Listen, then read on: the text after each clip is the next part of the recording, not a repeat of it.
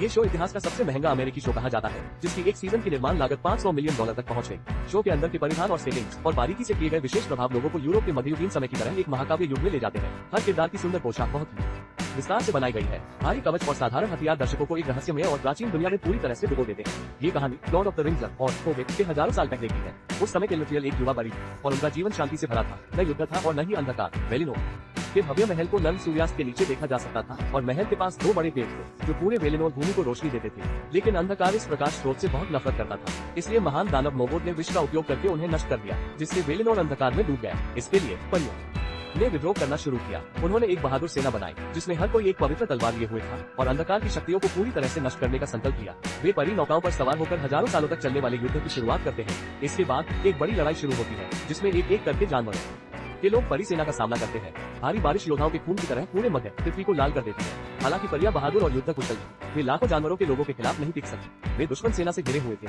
यहाँ तक कि आकाश में विशाल ईगल्स को भी एक एक करके गिरा दिया गया।